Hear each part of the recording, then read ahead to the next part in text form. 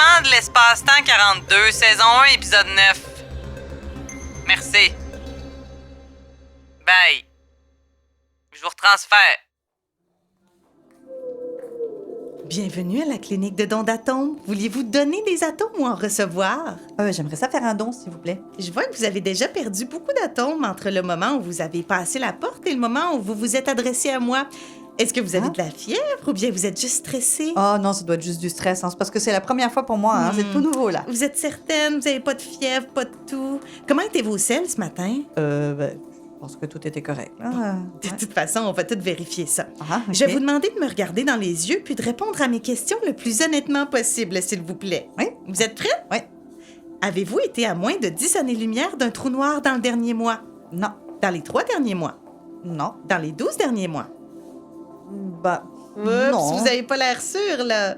C'est parce que j'ai un trou noir domestique dans ma cuisine pour recycler mes déchets, là. Mais ça compte pas, ça, Ah hein? non, évidemment, ça compte pas, ça. Ah, OK. Je vais vous reposer la question autrement. Avez-vous été victime de spaghettification dans la dernière année? De quoi? Avez-vous été victime de spaghettification? Avez-vous subi une distorsion extrême de vos dimensions physiques due à une exposition au champ gravitationnel excessif d'un trou noir? Parce que ça peut affecter la qualité de vos atomes, puis on va devoir vous demander d'attendre 6 mois pour vous laisser le temps de vous replacer un petit peu, là. Ben non, je crois pas. Je pense que je m'en serais rendu compte quand même, là. Vous seriez étonné, ça arrive plus souvent qu'on pense. OK, Prochaine question. Oui. N'oubliez pas de me regarder dans les yeux en répondant. Vous Oui. me regardez? Oui. Vos atomes ont-ils pris ou perdu du poids dans les 90 derniers jours? Là, ça dépend. Qu'est-ce que vous voulez dire par Avez-vous été exposé à des radiations qui auraient pu modifier le nombre de neutrons présents dans le noyau de vos atomes? Parce qu'un excès de neutrons inutile, ça va également nuire à la qualité de votre don, malheureusement. Ah, OK. Je sais pas pour les neutrons, mais ce que je peux au moins vous dire, c'est que moi, j'ai mis de la crème solaire pendant tout l'été. Donc, j'ai bien quand même protégé Bon, écoutez, l'intégrité tout ce que je de mes vois, c'est que ça vous a peut-être mis en contact avec des neutrinos, mais étant donné que les neutrinos n'ont pas de masse ou presque pas, vous êtes probablement correct. OK? Il va falloir vous passer à la balance atomique, par contre, pour être certain. Pas de problème. Ça vous va? Ben oui. Dernière question. Ici, on vous demande de répondre le plus honnêtement possible et mentir est bien sûr passible de condamnation pour fraude sanitaire. Avez-vous été en relation avec de l'antimatière n'importe quand dans votre vie? Ben non. Parfait. En fait, il n'y avait pas de mauvaise réponse. Vos relations passées avec la matière ou l'antimatière ne sont techniquement pas de nos affaires. OK, parfait. Maintenant, si vous voulez bien me suivre, on va traverser le couloir. Vous allez vous diriger vers la salle numéro 5892 et n'oubliez pas de désinfecter vos atomes avant d'entrer, s'il vous plaît. Pas juste mes mains? Non, tous vos atomes, c'est obligatoire. Ça va être long, hein? Bon, étant donné que notre clinique est située à moins de 100 années-lumière de l'étoile à neutrons la plus proche, ça paraîtra presque pas pour vos proches qui vous attendent à la maison. Ça aurait pas été plus simple de se mettre plus proche d'un trou noir à la place, non?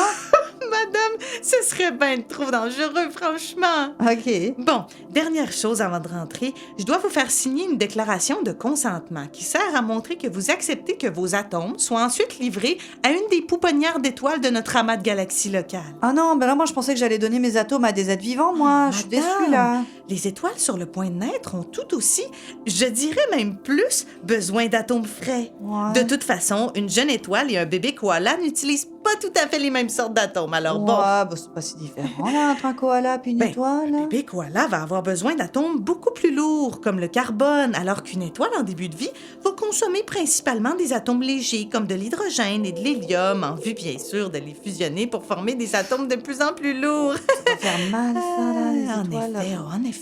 Une étoile en pleine croissance souffre beaucoup, madame. J'admire votre empathie. Ouais. Ah!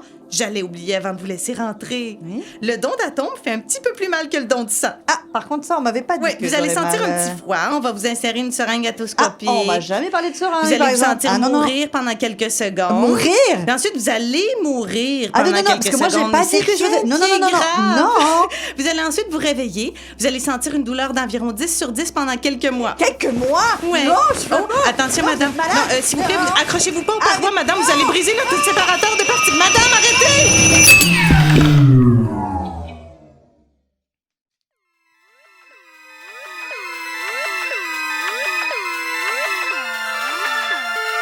Merci d'avoir fait confiance au service du gouvernement de l'espace-temps 42. Conception, Stéphanie Jolicoeur et Julie Dirvimer. Réalisation, enregistrement et montage, Virage sonore.